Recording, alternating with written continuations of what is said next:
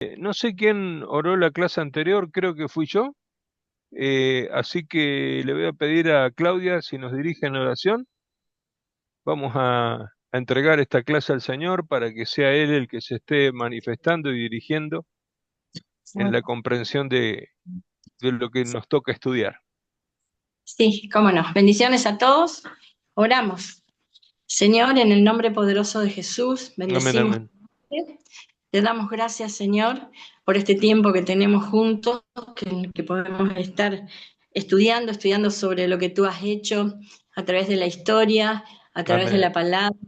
Señor, en el nombre de Jesús te damos gracias porque tenemos esta posibilidad de capacitarnos, de crecer para hacer tu obra de la mejor manera.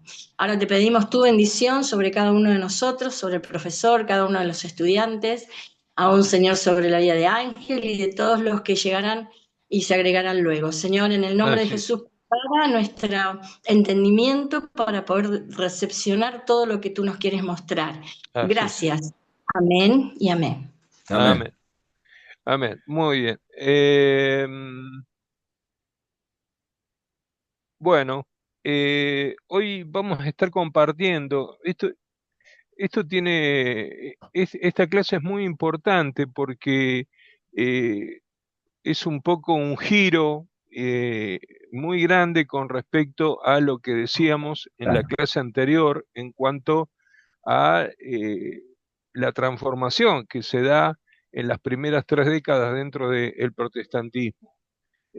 Ustedes vieron que lo que analizábamos en la primera clase, que Jerónimo se ponía nervioso, eran las motivaciones, ¿no? de el movimiento misionero. Espero que haya quedado claro de que había mucho de ingenuidad, ¿no? de parte del movimiento misionero, y que realmente la preocupación central que tenían los misioneros era el hecho de la predicación y la difusión del protestantismo, de lo que ellos consideraban el verdadero y puro evangelio de Jesucristo, frente a lo que había sido, lo que veían como negativo, que era la tradición católica romana.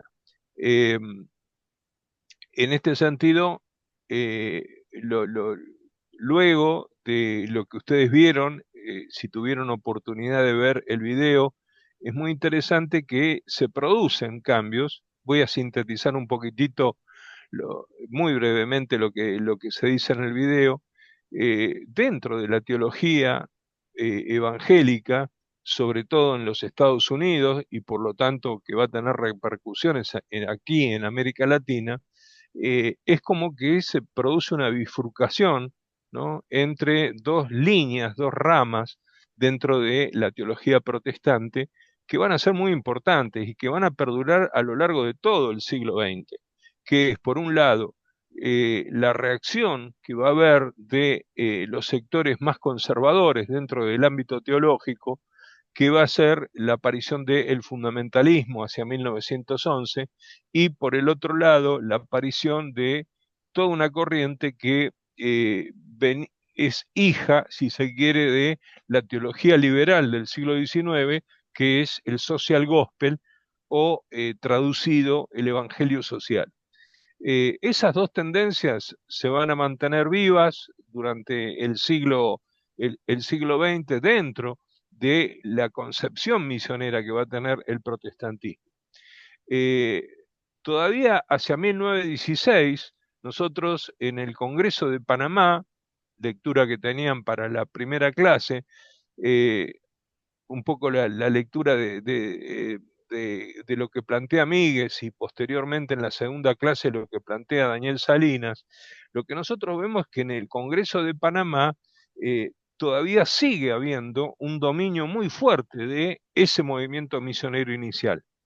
Es decir, la presencia de los misioneros norteamericanos, ingleses, etcétera, etcétera, es muy fuerte en el Congreso, al punto que el Congreso, que trataba sobre eh, América Latina, se desarrolló todo el Congreso en inglés. El idioma que dominó el Congreso fue el inglés, y los representantes, había muy pocos latinoamericanos. en un congreso sobre América Latina había muy pocos misioneros o pastores latinoamericanos, lo cual un poco queda claro que la agenda estaba marcada desde los que patrocinaban las misiones y la difusión del protestantismo en América Latina. Esto, eh, estos dos elementos, por un lado la bifurcación en la teología como lo que va a resultar del Congreso de Panamá, va a ser muy interesante porque es como que va a empezar a ponerse en entredicho en el periodo siguiente, que es lo que vamos a desarrollar hoy, que es el desarrollo, la aparición, y ahora sí, Ángel, si querés, me vas a acompañar con la primera presentación. Surge, ¿sí? En América Latina, lo que está surgiendo, y es un poco lo que ustedes van a poder leer en el teórico, surge una nueva conciencia protestante. Luego del Congreso de Panamá en 1916, va a haber dos congresos nuevos que van a ser el Congreso de Montevideo en 1925 y el Congreso de La Habana en 1929. En estos congresos lo que va a aparecer es el surgimiento de voces que empiezan a manifestar cierto disenso y ese disenso va, se va a ir incrementando cada vez más en las 2 décadas siguientes eh, a lo que va a ser la crisis económica mundial de 1929, momento a partir del cual se va a ir entonces, favorecido por estos elementos, la crisis económica mundial, por ejemplo, se va a empezar a producir una cada vez mayor maduración lenta, pero progresiva, de un liderazgo latinoamericano con una mentalidad ecuménica y con una mentalidad que va a estar marcada por la preocupación social. Eh, y esa mentalidad, por un lado, ecuménica, abierta al intentar ver un movimiento misionero de todas las iglesias evangélicas y abierto incluso hasta el catolicismo, va a irrumpir junto con el tema de la preocupación social en el periodo siguiente, en las décadas que van de 1950 a 1960, que sería el periodo posterior que nosotros vamos a estar estudiando. Eh, pero los referentes que aparecen en este periodo, un poco lo que pugnaban era por lograr cierta autonomía y ellos manifiestan una toma de conciencia en cuanto a lo que se daba en llamar en la época cierta mayoría de edad. Es decir, es como que hemos alcanzado este nuevo liderazgo nacional dentro del protestantismo. Era algo que también ocurría en otras esferas de la sociedad y la cultura latinoamericana, que era esto de la mayoría de edad. Es como que ya tenemos capacidad de poder ser autónomos con respecto, en el caso del ámbito evangélico, de las misiones norteamericanas. En este sentido, este pedido, este reclamo de autonomía y esta manifestación de la toma de conciencia, lo que está hablando es de empezar a enfrentar una actitud paternalista que de hecho algunos misioneros, no todos, pero sí algunos, tenían con respecto a la dirección de las misiones protestantes en América Latina. Ellos pensaban que, esta generación pensaba que el protestantismo solo tenía futuro en América Latina en la medida en que se latinizara, es decir, que tomara las formas propias de las culturas locales y que los líderes autónomos asumieran el liderazgo de esa latinización del protestantismo. En esta línea de pensamiento estuvieron también embarcados importantes misioneros estadounidenses que coincidían con esta mirada que tenían el propio liderazgo latinoamericano. Eh, un- Algunos personajes claves de este periodo van a ser Samuel Guy Iman y el, eh, el doctor John Mackay, Juan Mackay, como también un misionero escocés, Juan Ritchie, que se va a desempeñar en lo que va a ser Perú esencialmente. Todos ellos eran un liderazgo eh, misionero que sin embargo estaba en consonancia con estas nuevas voces que ya irrumpieron a partir de 1916. En el primer, como les comentaba, en el primer Congreso Protestante de 1916 en Panamá, la asistencia latinoamericana fue marcadamente minoritaria, como lo señala también Jean-Pierre Bastián en el libro que ustedes tenían para leer en la lectura para hoy, y el idioma que marcó las conferencias era el inglés. 13 años después, en el Congreso de La Habana, para que ustedes tengan una dimensión de lo que está ocurriendo, eh, el que va a estar presidiendo la asamblea, el Congreso de La Habana, va a ser un latinoamericano. Esencialmente es un mexicano que va a ser una figura protagónica de este nuevo liderazgo latino, autóctono, que va a ser el periodista González Báez Camargo. Los informes escritos por Báez Camargo muestran un poco la visión eh, que se tenía en ese momento los jóvenes escritores protestantes sobre la realidad de lo que ocurría en el continente. Y la razón de ser de que eh, en este eh, continente mayoritariamente católico romano significaba ser protestante. Por otra parte, lo que va a intentar Báez Camargo y toda esta nueva dirigencia evangélica es tratar de interpretar eh, este sentir de lo que estaba ocurriendo en las mismas bases del protestantismo a nivel continental. Después de 1929 en La Habana, se produce un cambio en la manera de pensar de algunos de los sectores. Y durante las siguientes décadas se plantearon interrogantes sobre la razón de ser, qué significa ser, un poco ahí la pregunta que está al final de la diapositiva, la pregunta que mueve a todo este grupo es, ¿qué significa ser protestante en América Latina? ¿No? ¿Por qué? Porque indudablemente todo el peso de la cultura anglosajona funcionaba como un freno para poder incidir en la evangelización, el crecimiento, la misión, el desarrollo de la misión y la difusión del protestantismo o de las iglesias evangélicas en el continente. Y lo que ellos van a plantear es la necesidad urgente entonces de precisamente latinizar ese protestantismo eh, cuanto antes, ¿no? La latinización se empieza a plantear con un fuerte sentido de urgencia.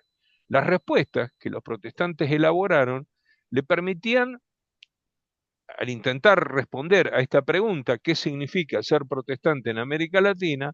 Las respuestas que los protestantes van a elaborar, como bien marca Bastián también, le permitieron defenderse de dos acusaciones. Por un lado, la de aquellos que provenían de la Iglesia Católica y de la cual el catolicismo acusaba de que la presencia y la actividad misionera no tenía razón de ser en un continente que ya había sido evangelizado. ¿Qué era lo que decía el catolicismo? Este continente es católico, ya todos son cristianos. Entonces, ¿para qué viene el protestantismo a América Latina? ¿Cuál es el sentido de que venga? No tiene sentido. Y, por lo tanto, si este continente era cristiano y era creyente, no tenía razón de ser que el protestantismo tomara con tanto, ¿sí? Con tanto,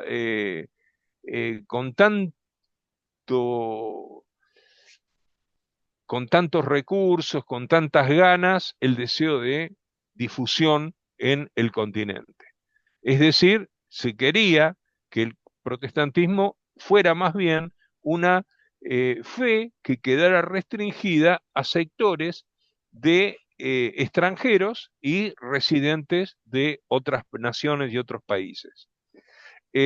Por el otro lado, aparece otra acusación muy importante que va a ser la acusación de que el protestantismo era en realidad antipatriota, aliados y punta de lanza del imperialismo norteamericano en América Latina. Esta acusación que vinculaba al protestantismo y los sectores evangelicales en América Latina con los intereses económicos, políticos y culturales de Estados Unidos, también venía de los sectores antiimperialistas, ligados, si se quiere, a la izquierda, a los sectores de izquierda, socialista en América Latina, que coincidían en este punto casualmente con la crítica que le hacía el catolicismo romano. Y esto es lo que plantea muy bien Bastián en su obra, ¿no? Esta coincidencia, ¿no? En cuanto al relato que se hace de eh, qué hace el protestantismo aquí en América Latina. Por otro lado, la generación protestante que vive durante la primera mitad del siglo XX es también una generación que ve el fin de lo que es el positivismo en América Latina. Y esto, a nivel de corriente filosófica, es muy importante. Desde 1880 hasta este momento, fines de la década del 20, el positivismo dominaba en todo el pensamiento universitario, en todo el pensamiento cultural, académico. Era la gran corriente filosófica que dominaba el ambiente. ¿Qué es lo que ocurre?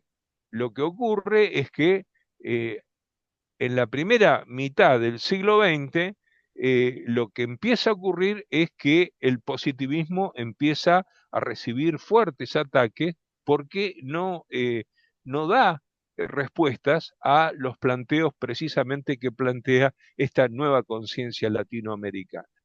Eh, Fuera del ámbito religioso, por ejemplo, un personaje, podemos ir a la siguiente, Ángel, eh, va a haber un personaje que es Pedro Enríquez Ureña, que no hay otra, no hay problema.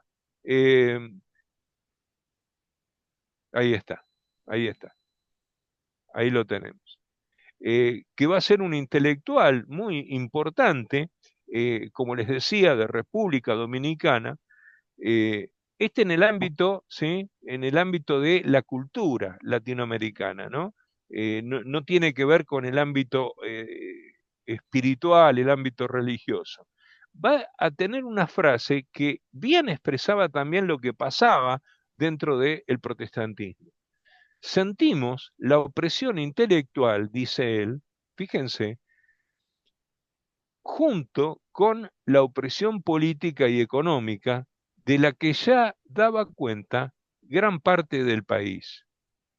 Veíamos que la filosofía oficial era demasiado sistemática, demasiado definitiva para no equivocarse.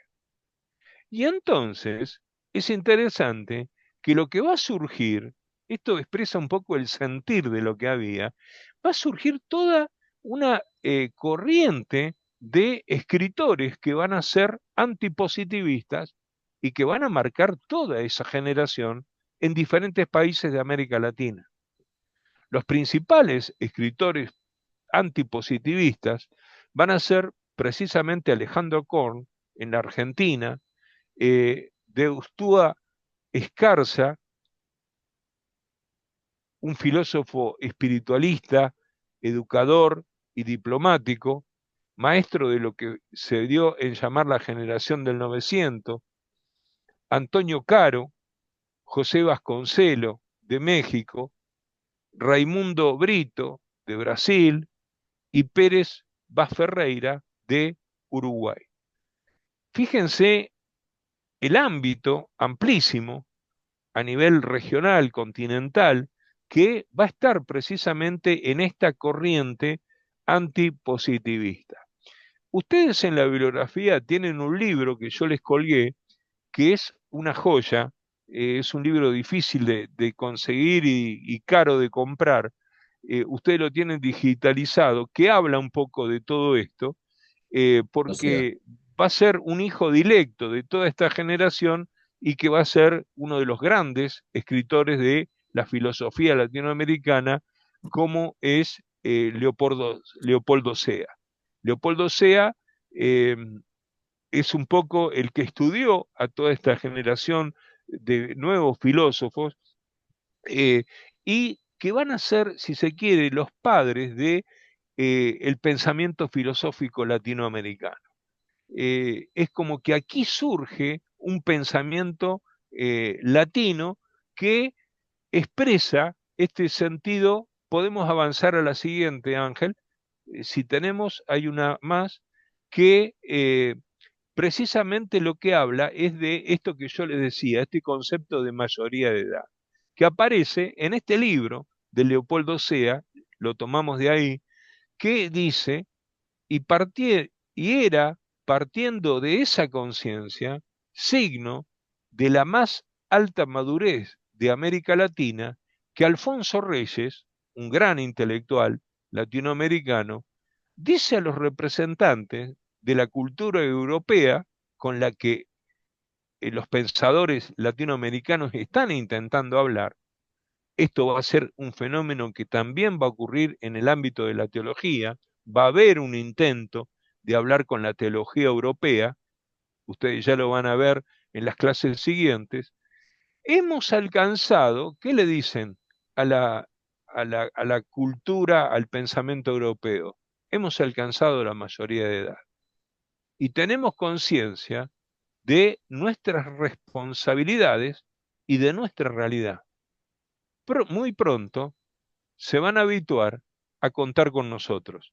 Es decir, acá estamos los pensadores latinoamericanos que estamos pensando nuestros propios problemas, los problemas que tenemos en el continente.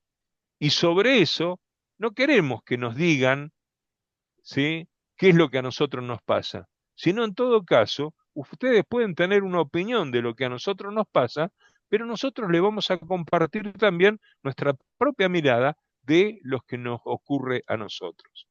¿Se entiende? Es decir, se están poniendo en esta frase, lo que queda muy claro es que se están poniendo los pantalones largos, ¿no? El hijo, ¿no?, que siempre dependió un poco de la filosofía europea para pensar los problemas nacionales, es como que ahora llega a la mayoría de edad y se pone los pantalones largos para decirle, bueno, ahora vamos a hablar de igual a igual.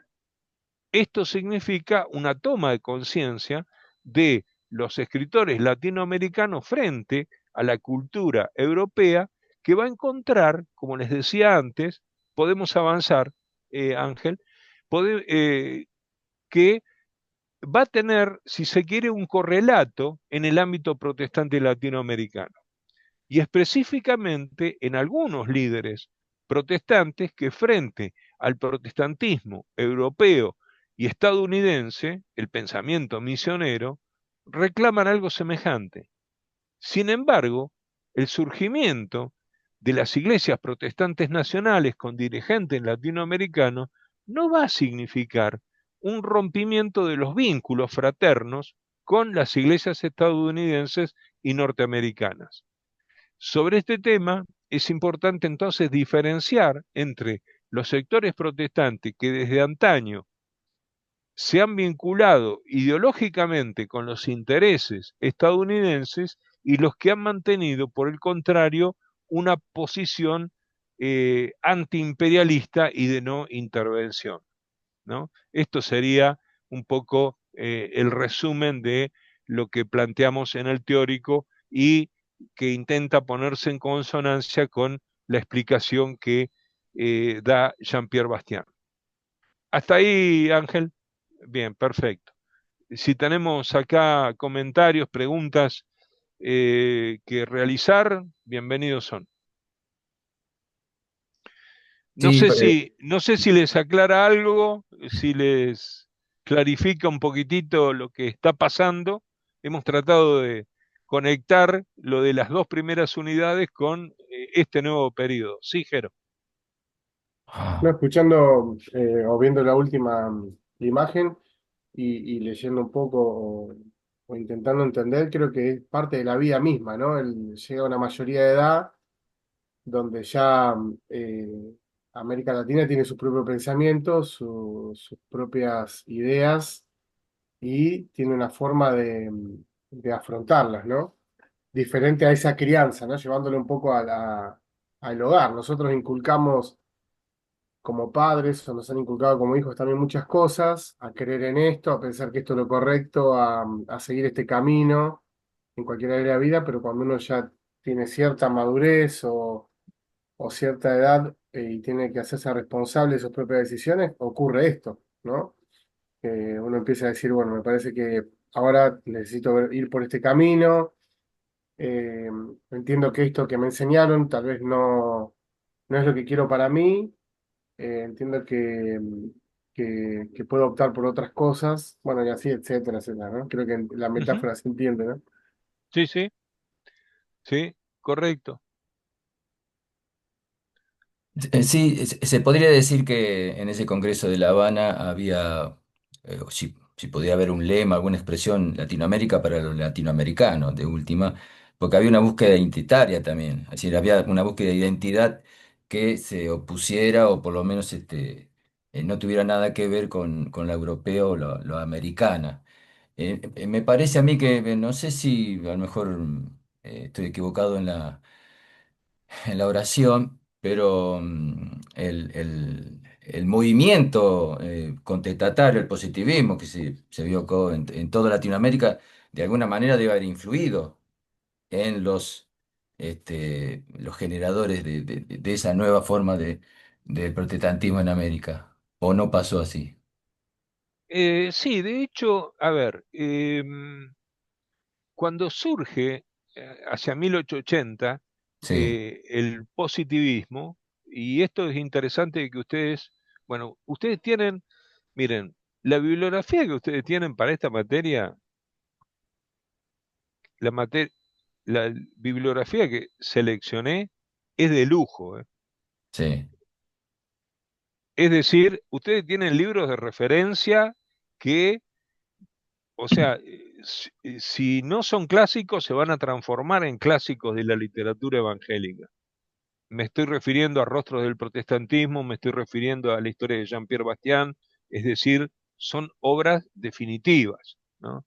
Entonces, cuando lean ustedes a esos autores, tómenlo muy en consideración porque han tenido grandes aciertos en esos escritos, ¿no? Que nos han marcado a los que hemos venido después, ¿no? En cuanto al conocimiento de la historia, de la teología evangélica. Em, lo que les quería decir es que, por ejemplo, lo que nosotros cuando estudiamos lo que pasa con el protestantismo ya cuando aparece el positivismo, ¿se acuerdan que yo les dije en la primera clase? El protestantismo se alía, les dije, tiene una alianza, pero la alianza que tiene con el liberalismo, la masonería y el racionalismo no es incondicional. claro. Yo les puse, cuidado, Es decir, hay una alianza que forma parte del pragmatismo evangélico siempre, ¿no? Los evangélicos, los protestantes, siempre han sido muy pragmáticos en esto. Es decir, es como que siempre han tenido sus prevenciones. Se alían con el liberalismo, la masonería, el racionalismo, en contra de lo que consideran, ¿qué cosa? El principal enemigo, que es el catolicismo Sí, romano. ¿Me siguen hasta ahí? Bien, esto es lo que yo intenté dejar claro en la primera clase. Hay una alianza, pero no es una alianza incondicional. Esto que yo digo eh, es lo que plantea Míguez, matizando un poco la posición más radical, ¿no?, que tiene en este sentido eh, Bastián. Ahora bien, el protestantismo, desde 1880, cuando empieza a aparecer el positivismo, hay un trabajo mío, un viejo escrito de juventud, del cual no me avergüenzo porque todavía creo que sigue siendo actual, donde yo escribo precisamente sobre esto. Por eso es que yo digo, no hay una alianza incondicional. ¿Por qué? Porque yo lo que analizo es el caso de Uruguay. Y entonces lo que uno ve es que el protestantismo se opone al positivismo ya en 1880.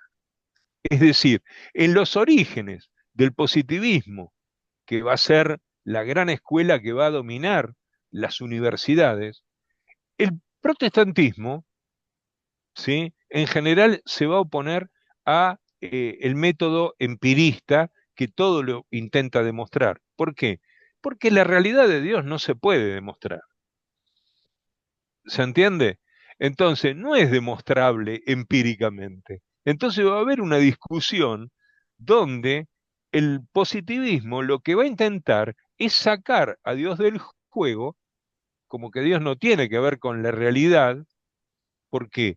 Porque la o sea, el pensamiento filosófico positivista lo que dice es toda la realidad es explicable mediante el método empírico, mediante el análisis de las leyes naturales. ¿Me siguen hasta acá? sí, sí. ¿Me siguen o estoy hablando chino? No, no, no, está bien. O sea, desde Bien, esa concepción, todo lo que sea metafísico, inclusive la historia, quedaba fuera de lo que puede hacer claro. ciencia. Es decir, la revelación, ¿sí? La encarnación de Jesucristo, Claro, ¿sí? La resurrección, la encarnación y todos los grandes dogmas del cristianismo, por lo menos del cristianismo protestante, quedaban fuera. ¿Por qué? Porque no hay religión revelada para el positivismo. Lo que hay es una religión natural, correcto. ¿sí? Lo sobrenatural no tiene lugar. No, Entonces, el protestantismo, sobre todo los metodistas, ¿no?, pegan el grito en el cielo y ahí en Uruguay, en el Ateneo del Uruguay, ¿sí?, y en el club universitario patean el tablero y dicen, están todos locos ustedes. ¿Por qué? Porque el gran problema que tiene, ¿sí?, las naciones latinoamericanas es la cuestión religiosa. ¿O acaso esto ustedes no lo ven? ¿No se dan cuenta? Ustedes están confundiendo, ¿qué cosa? Dicen los protestantes. Dicen, lo que ustedes están confundiendo es catolicismo con cristianismo. Y son dos cosas completamente diferentes. Esta es la gran discusión. ¿Por qué? Porque ellos lo que veían es que era el gran problema nacional era la cuestión religiosa, donde el catolicismo sí tiene injerencia. Entonces, lo que intentan hacer los protestantes es convertir a los positivistas, es decir, que la universidad no tenga, a la manera de como ocurría en los Estados Unidos, no tenga un alejamiento de, o no entrara en un proceso de secularización tan abierto que expulsara a Dios del ámbito universitario académico. ¿Se entiende? Es decir, los protestantes lo que querían eran universidades como Princeton, Yale, claro. etcétera, etcétera, ¿no? Como en Estados Unidos, que intentaban hacer este esfuerzo de no echar a Dios de el pensamiento o tener procesos de secularización tan marcados como era la secularización en Francia, por ejemplo. Eh, entonces, bueno, eso es más o menos lo que ocurre. Lo que va a ocurrir en la década del 30 es que el pensamiento eh, evangélico va a redoblar el esfuerzo ahora. Y va a decir, no solo, no, ahora, después de 30 años, no, 50 años, 1880, después de 50 años nosotros seguimos siendo tan antipositivistas como antes en cuanto al el uso del método científico, ¿sí? Porque el método científico nosotros lo usamos hasta cierto punto, pero más allá de eso, o sea, no somos antiacadémicos, No, no, ¿sí? no. Pero usamos el método científico hasta cierto punto. Después de eso, hay cosas que la revelación escritural nos, o sea, tiene que ver con nuestro sentido de vida, que es la revelación bíblica. En ese sentido, bueno, eh, Báez Camargo es un fiel exponente de esto, ¿no? De decir, bueno, nosotros seguimos siendo tan antipositivistas en cuanto a, a lo que eran nuestros padres, pero ahora encima lo que queremos es una latinización del protestantismo. Y un dato muy interesante, por eso es que la historia nos ayuda a ver estas cosas. Un dato muy interesante es que hasta este momento el protestantismo había crecido muy poco. El crecimiento de las iglesias evangélicas hasta este momento había sido los únicos que crecían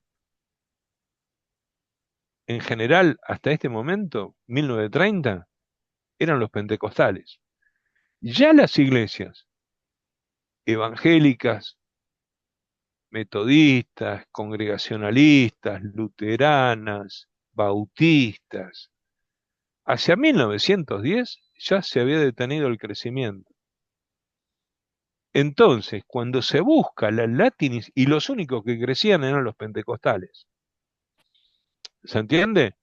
Recién ahora empieza un proceso de crecimiento, es decir, que esta latinización del protestantismo de las iglesias evangélicas va a permitir que las iglesias evangélicas empiecen a ser más pertinentes ante el público latino que le tiene que hablar. Cuando las iglesias tienen un liderazgo nacional y cuando hablan, ¿sí?, en castellano, ¿no? Empiezan a tener cierta contextualización con el contexto latinoamericano y los problemas latinoamericanos, es que recién ahí empiezan a ser pertinentes a dar respuestas a nivel de lo misionológico, ¿no? Ese inicio del pentecostalismo se podría situar en Chile. En Chile es la primera gran... Hay tres lugares donde se produce la irrupción inicial del pentecostalismo. El primer caso va a ser el de Chile, el segundo va a ser el caso de México y el tercero va a ser el caso de Brasil. Son los tres primeros grandes impactos del pentecostalismo en América Latina. Muy denostado en ese momento por la iglesia metodista de donde salió. O Por sea, todos, por salvajes. todo el campo evangélico y protestante, podemos decir que ni consideraba que el pentecostalismo fuera evangélico. Es cierto. O sea, yendo desde las iglesias luteranas, esto que el otro, hasta bautistas o metodistas, esto recién, el pentecostalismo, yo digo, habría que ver, habría que fecharlo, pero yo creo que hay un llamado de atención de Juan Mackay, por ejemplo, hacia la década del 60, que dice por primera vez nuestros hermanos los pentecostales. Mirá. Habían pasado, ¿sí?, como 40 años hasta que los consideraron como parte de la familia. Y yo lo que digo es, a mí eso siempre, bueno, yo soy medio, yo rescato muchísimo la tradición pentecostal. De hecho, soy un pastor medio carismático. He sido siempre carismático y he recibido mucha bendición dentro de, a pesar de ser metodista, de extracción metodista, pasé por la iglesia bautista, dentro de los bautistas era pentecostal, ¿no? Así que no me llevaba muy bien que digamos. Pero yo rescato todo el movimiento de renovación carismática. O sea, para mí es el avivamiento más largo que hemos tenido en la historia del protestantismo. Así que no intenten hablar mal acá del pentecostalismo porque van a ligar. Menos mal que avisó. Van a tener que tener muy buenos argumentos para atacar al pentecostalismo. Eh, no, yo creo que tenemos que poder hablar, ¿no? Y creo que cada tradición tiene cosas para aportar, ¿no? David, Sí, profe, le quería consultar que esta búsqueda de identidad del protestantismo también está un poco impulsado con lo que llegó acá, que era un protestantismo diverso, digamos, y no había algo bien definido. O sea, es también esto lo que impulsa a buscar esa latinización, esa búsqueda propia de lo que es el protestantismo, o no tiene que ver tanto con eso. no, yo diría que no tiene tanto que ver con eso, tiene que ver más con el dominio, si se quiere, de la cultura anglosajona sobre el protestantismo, ¿no? Es más bien una reacción ante el dominio de esta cultura tan marcada. Yo creo que en eso Deiros da en el clavo, ¿no? Ve lo mismo que Bastián, de que el protestantismo en general era muy anglosajón. Las formas de Ok. culto, no tiene que ver con la diversidad, porque la diversidad del protestantismo fue cuando llegó, fue mientras estuvo y va a seguir Sí, siendo mientras avancemos en la historia. Siempre el protestantismo fue un fenómeno diverso ok.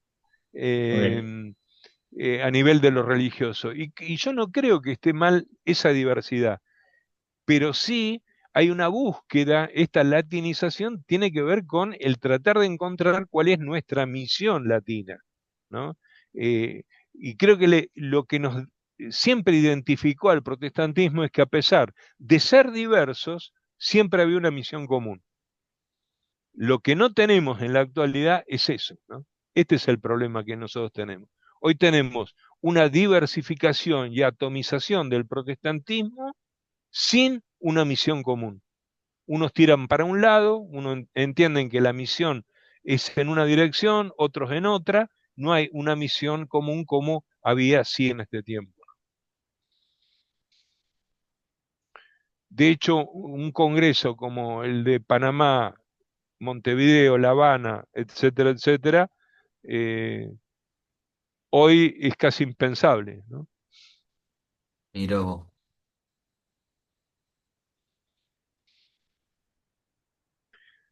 Atomización y diversificación.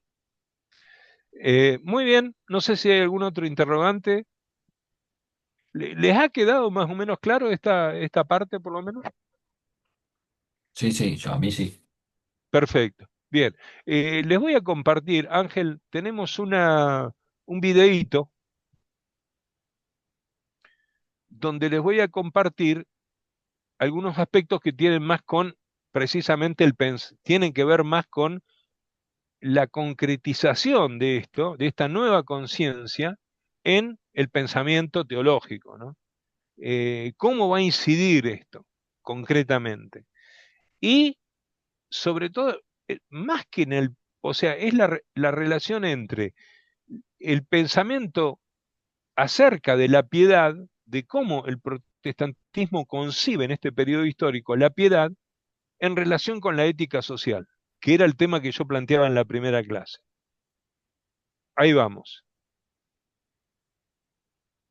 Cuando nosotros analizamos el surgimiento de la nueva conciencia protestante a partir de la década del 20, mediados del 20, comienzos de la década del 30, hasta el periodo 1950, tenemos que tener muy en cuenta que ¿se le puede dar más volumen, Ángel?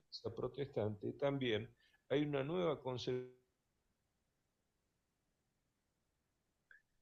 yo lo escucho muy bajo, pero me parece que son tus controles, porque yo los escuché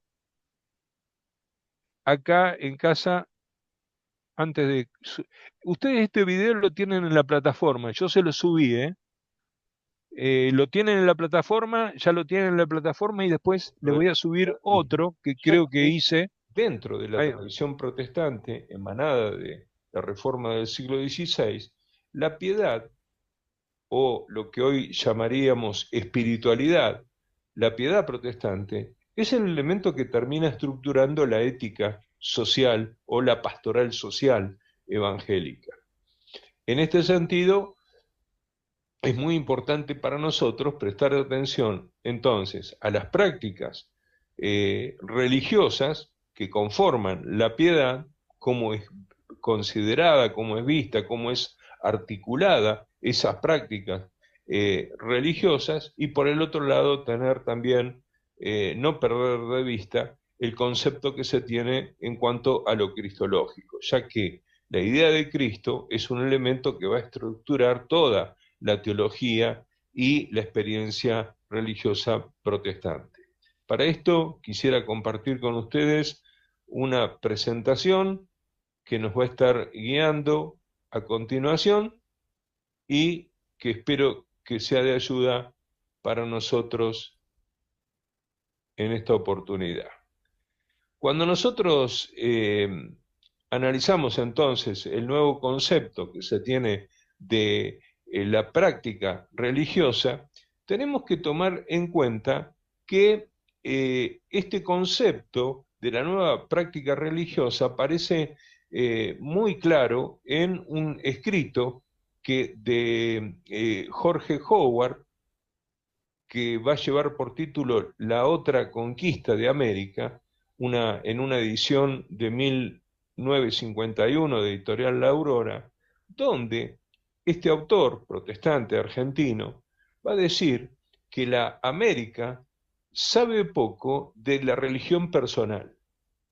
Y aquí hay que subrayar este concepto de religión personal, porque aquí se encierra precisamente el concepto de individuo y de esa relación directa que tiene el individuo para con Dios dentro del protestantismo, a diferencia del catolicismo. Lo que está haciendo Howard, lo que va a intentar hacer Howard, es mostrar que esta relación personal, esta relación individual, es propia del protestantismo y es poco conocida en América Latina. Por eso dice a continuación: la América Latina sabe poco de la religión personal. ¿Por qué? Porque conoce la religión de la familia, la religión de la tradición, la religión de la raza, la religión del país. Pero la experiencia religiosa del propio individuo es algo nuevo, es algo desconocido en el contexto latinoamericano. Y se ha dicho que un pueblo que no sabe nada del despertar espiritual que implica la experiencia religiosa personal, nunca puede entender el verdadero espíritu de la democracia. Fíjense cómo en esta ligazón, entonces, entre experiencia religiosa personal o piedad, nosotros ya tenemos una derivación muy importante hacia el concepto de democracia. Vamos hacia la siguiente. Cuando nosotros hablamos de una idea de la religión personal que se asume a partir de una decisión personal y completamente consciente, esto va a significar sin duda una novedad, de acuerdo a los autores protestantes como Howard, que introduce el protestantismo en el contexto religioso latinoamericano ya desde el siglo XIX. Para los protestantes de la primera mitad del siglo XX, la sociedad latinoamericana continuaba siendo, hete aquí la crítica, una sociedad corporativa, característica que también presentaba en el ámbito religioso. desde esta perspectiva que está expresando Howard, en Latinoamérica un individuo era generalmente católico más por tradición o por herencia que por una convicción personal. En apoyo a esta opinión, lo que hacían los protestantes era criticar la práctica, por ejemplo, de bautizar a los niños recién nacidos, ya que así los padres imponían a sus hijos una iglesia antes de que estos tuvieran conciencia personal de la decisión que implicaba ese hecho de sus padres. Para los protestantes, la adhesión religiosa a la Iglesia Católica, decidida por los padres, lo que terminaba generando en la vida adulta era una práctica religiosa superficial, más producto de una tradición cultural que de una convicción personal. Por lo tanto, el rechazo del bautismo de infantes fue una característica de algunos grupos protestantes, en su mayoría de las iglesias protestantes evangélicas en América Latina, y donde se terminó por rechazar el bautismo de niños, limitando el bautismo solo a los nuevos conversos, a los adolescentes y los adultos después de un periodo de discipulado. Este énfasis en el carácter personal e individual del acto de conversión, en el fondo presupone una idea muy valiosa, muy valorada por todo el protestantismo ya desde el siglo XIX y los siglos anteriores, que es la libertad de conciencia. La libertad de conciencia es lo que le está permitiendo a Jorge Howard hacer la afirmación de que la experiencia religiosa individual es un prerequisito para entender el verdadero espíritu de la democracia, lo cual presupone que un individuo responsable y participativo, consciente de sus derechos, lo va a hacer también acerca de las obligaciones que tiene para con la sociedad. Por lo tanto, la creencia protestante de que el hombre, ¿sí?, en el hombre que se sitúa frente a Dios en un acto solitario, en el que la decisión final de reconocer la divinidad corresponde solo al individuo, es lo que lo prepara para una experiencia pedagógica, para una experiencia en la vida social, pero también en la vida política. Para Howard, la vida social y comunitaria no debía negar al individuo, ya que la democracia es inconcebible para Howard y el protestantismo sin hombres libres. Este individualismo de la doctrina protestante no puede comprenderse sin un fundamento teológico que distingue dos niveles. Por un lado, la relación de Dios con el individuo, y por el otro lado, la relación del individuo con la sociedad. En cuanto a la relación de Dios con el individuo, un presbiteriano de la época muy importante, como fue Juan Mackay, va a escribir en 1944 un texto que les pido que presten atención porque me parece muy claro en cuanto a lo que quiere expresar. Él va a decir: la médula de la religión cristiana consiste en, subrayen, encuentro del hombre con Dios. Es una reunión con otro a quien uno le dice tú, y que hace a uno su cautivo, y le cambia a uno el nombre. Subrayen ahora: el encuentro con Dios produce una profunda perturbación en la vida del hombre. La expresión simbólica de esta experiencia en el Antiguo Testamento es la lucha de Jacob con el ángel, donde desde la caída del sol hasta el alba. Lo que está haciendo aquí Mackay con mucha claridad es mostrar el énfasis precisamente en la responsabilidad individual frente a Dios por las propias acciones del individuo, que no implicaba para estos pensadores un individualismo de carácter egoísta. La vida cristiana, desde su punto de vista, se vivía en dos direcciones.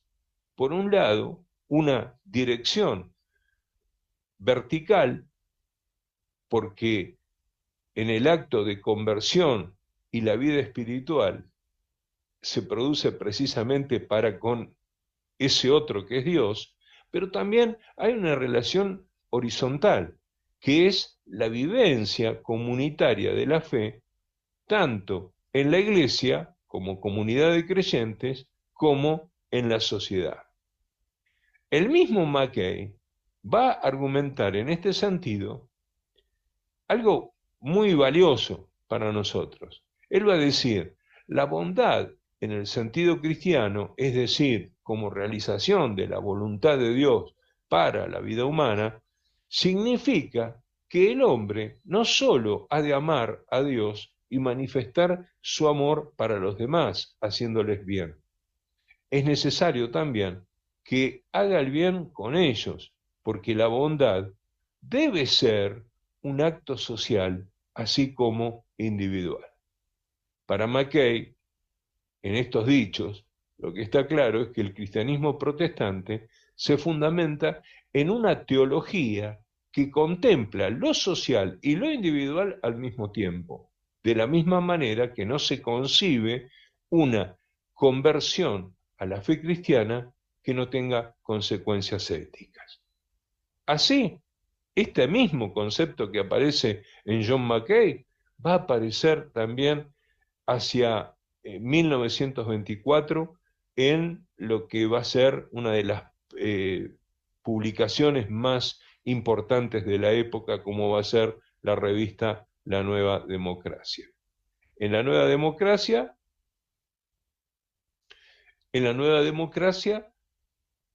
por ejemplo, se va a afirmar que la religión que nos sirva para engendrar y moldear nuestro carácter de tal manera que nos ayude a confrontar los problemas de la vida con valor, honradez y justicia, no es una religión que valga la pena profesar. Es decir, que el énfasis, como vemos aquí, el énfasis en la relación entre fe y ética es sin duda una de las más importantes características de este protestantismo latinoamericano que está expresando una nueva conciencia.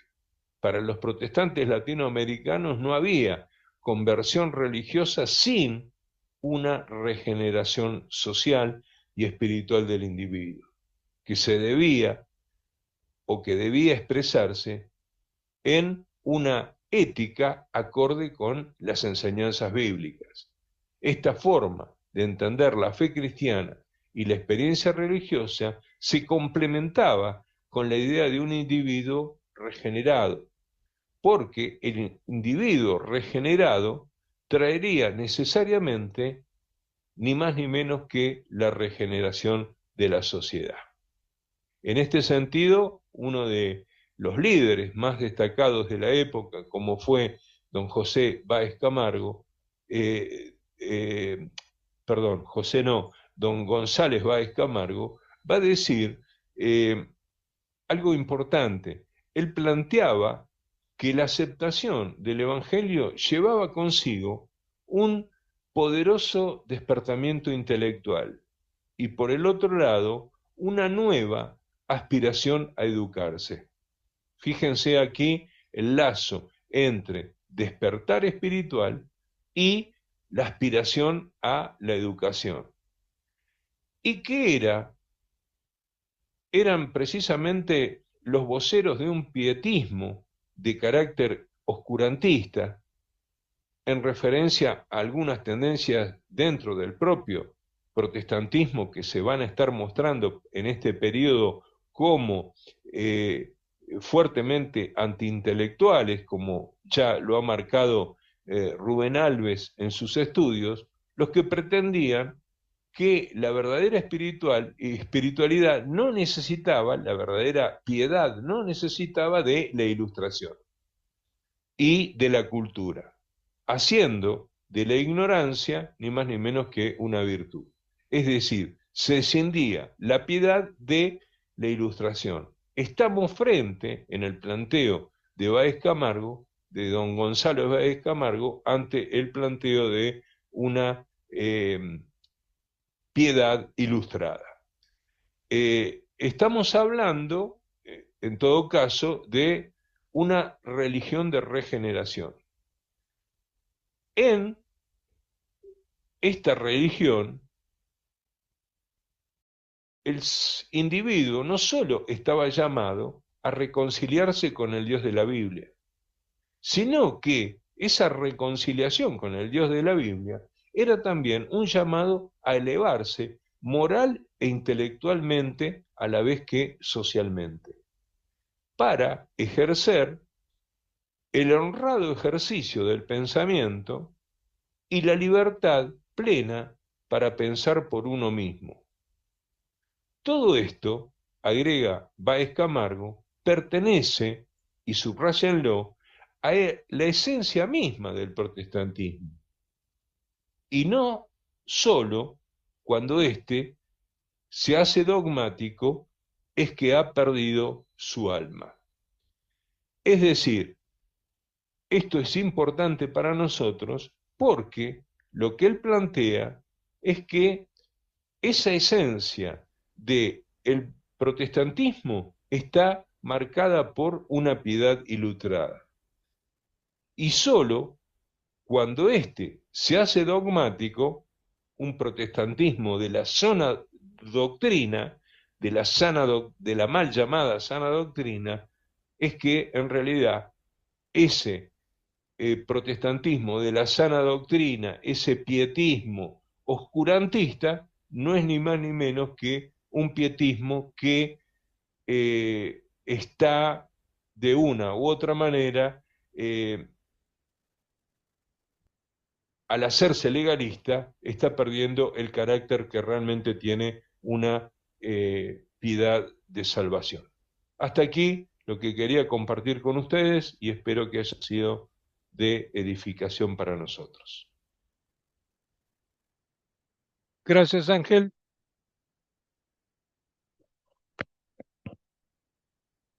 Muy bien. Ahí un poco lo que compartimos es un poco la mirada de esta relación entre, fíjense, el vínculo, fuerte vínculo que hay entre, por un lado, la piedad personal junto con la incidencia de esa piedad en lo que sería la ética social, ¿no? Que era un poco el eje que habíamos marcado en la clase, en la primera clase. Como verán, estamos frente a este protestantismo evangélico que se empieza a latinizar, pero que empieza a marcar una clara tendencia teológica, ¿no? Y yo diría un legado muy importante para nosotros, ¿no? Porque a partir de estos conceptos, yo mencioné apenas 3, 4 autores, pero estamos en presencia de lo que son los primeros grandes referentes del pensamiento evangélico latinoamericano, ¿no? Y que nos dejan, a mi entender, la vara muy alta en cuanto a muchos pensamientos que deberíamos recuperar, ¿no? Porque vemos que siguen siendo muy actuales, ¿no? Algunos de sus planteos. No sé cómo les resultó. Parece, o sea, la idea del anticatolicismo, que en un primer momento también era un concepto para utilizarlo en el nuevo protestantismo latinoamericano, se deja de lado. Hay un fuerte énfasis en la educación y en la ilustración del cristiano. Eso es importantísimo. Y es cierto, hay casi respuestas a problemáticas sociales de hoy. Totalmente. De hecho, con respecto al anticatolicismo, ya en el Congreso de 1916, en Panamá, hay un intento de no dedicarnos a, eh, a atacar al catolicismo tan genéricamente como había hecho la generación de los misioneros. La idea es, vamos a atacar al catolicismo en los puntos centrales, no en los puntos periféricos. Es decir, que ahora, por eso es que yo mencionaba en el video, el énfasis va a estar puesto, y esto lo vamos a ver en la clase que viene, el énfasis va a estar puesto sobre todo en el tema cristológico. Es decir, vamos a discutir lo importante, vamos a discutir a ver quién salva, Mm. ¿no? Ajá. Entonces, por eso es que no va a ser casual que uno de los autores que yo menciono ahí, después le voy a colgar, creo que hice otro video, porque muestro precisamente esta cuestión, la mirada que hay en torno de los inicios de lo que hay en torno de la cristología. Pero el libro, les recomiendo que lean, eh, hay una lectura de Juan Mackay, en El otro Cristo español, o lean el teórico, ¿no? Donde yo trato de mostrar eh, cuál es el concepto de Cristo que hay en Mackay, que va a ser uno de los temas centrales. Y este tema va a ser retomado también por don González Báez Camargo. Él tiene un escrito que se llama un poema muy lindo, es un libro de poemas, pero hay algunas reflexiones sobre las manos de Cristo, ¿no? Eh, y entonces habla acerca de las manos de Cristo. Un texto tremendo, ¿no? En cuanto a la calidad que tiene, ¿no?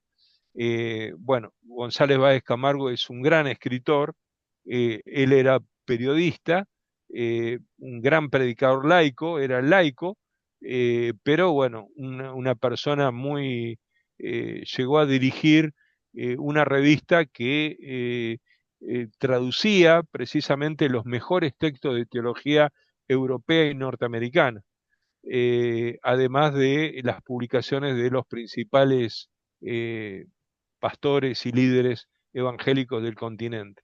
Así que les recomiendo ver El otro Cristo español de Mackay y Las manos de Báez Camargo, porque ahí hay dos conceptos cristológicos muy fuertes que en el videito que les voy a compartir eh,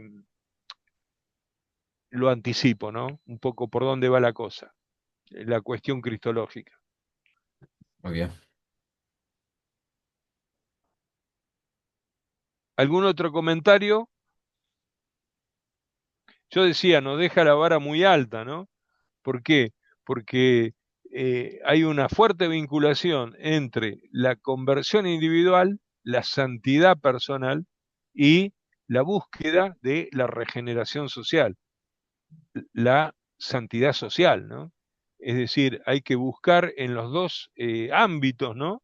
Que precisamente la santidad encuentra expresión, porque eso, en definitiva, es lo que está en el corazón de Dios.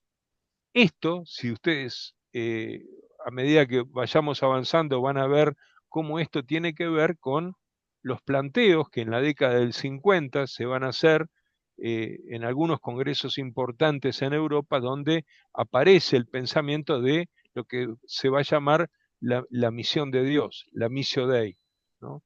Y que va a ser los fundamentos de lo que hoy llamamos la misión integral, ¿no?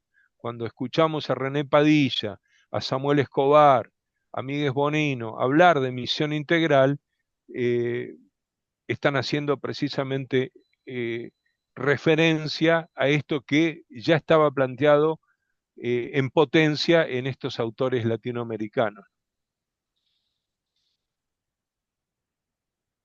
Hay una idea empleada del ser cristiano que tiene que ver con la responsabilidad de modificación social. Correcto, Es decir, la idea antes, o por lo menos se podría decir que quedaba en un primer momento constituido en lo que eran las paredes de la iglesia, después se amplía, pero ahora hay una responsabilidad social de asumir ese cristianismo como elemento transformador. correcto, correcto. Fíjense que sigue siendo el pensamiento que Claro, de la de la primera primera- generación. El sí, problema sigue siendo la cuestión social. La cuestión social no es un dato menor, ¿no? no. Sino que la cuestión religiosa tiene que ver con la afectación en la sociedad en la que estamos inmersos.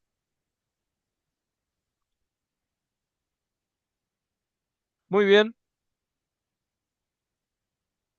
han quedado atónitos ante tanta sabiduría, tanta expresión de comentarios. No, no sé cómo les está resultando.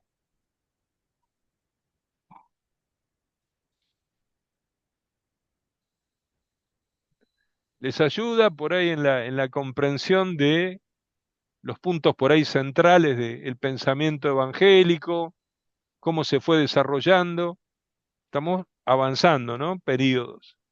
Acá pegamos un salto importante, pero la idea es que podamos conectar una cosa con la otra, ¿no?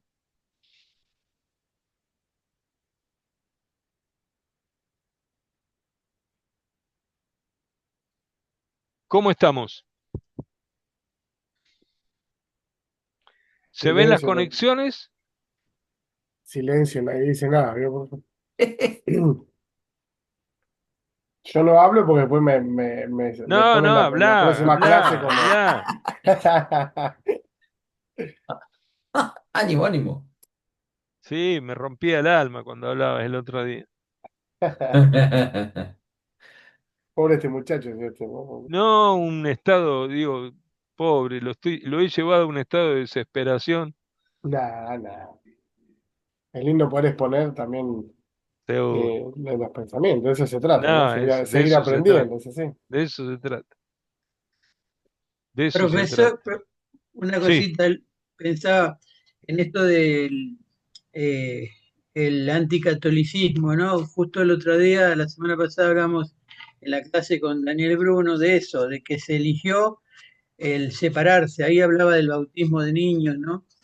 Y hubo otra cosa, la señal de la cruz, los credos, el Padre Nuestro, eh, todas cuestiones que tenían que ver con diferenciarse del catolicismo. Tiene que ver con esto que hoy también compartió usted. claro, sí, sí, sí. Eh, el protestantismo en general siempre fue o sea, siempre desde el ingreso, lo que está haciendo esta nueva generación es intentar ir más allá, ¿no? Eh, hacer algunos intentos, por lo menos a nivel del liderazgo. Otra cosa es lo que pasa en las bases de las congregaciones, porque, a ver, en la década del 30 hasta el 50, ser evangélico, en una, pertenecer a una iglesia evangélica, hacer una campaña de evangelización al aire libre, con una carpa, significaba recibir cascotazos de todos lados. Es decir, no la pasabas bien si eras evangélico.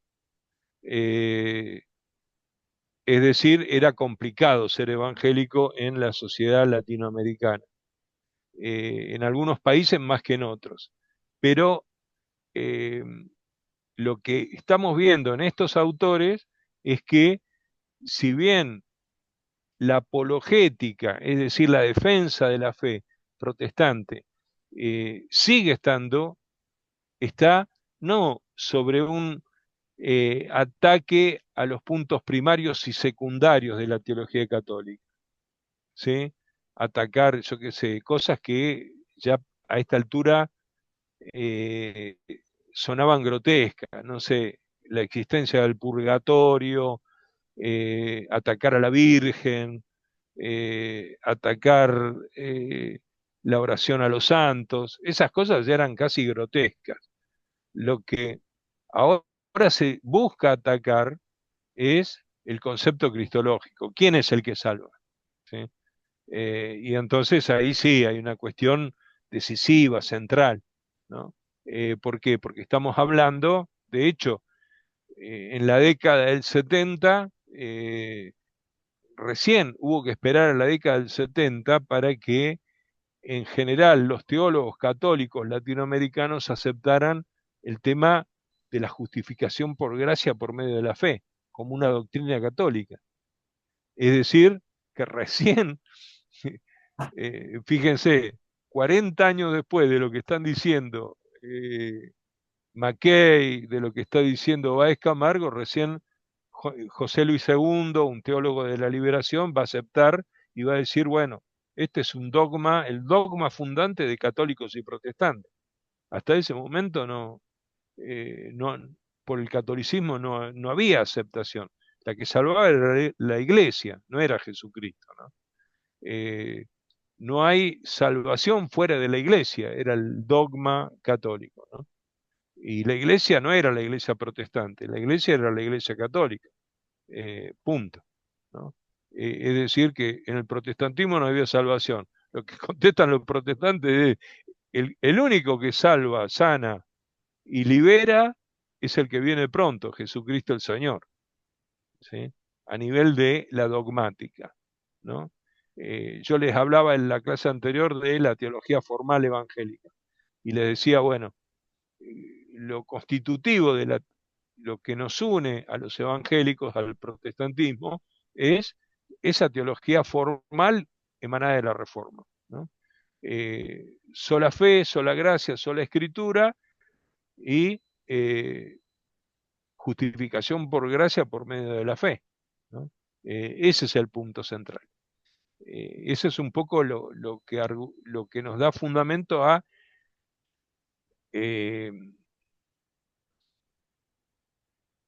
la estructura básica de la teología evangélica, ¿no? Muy bien, hasta acá llegamos,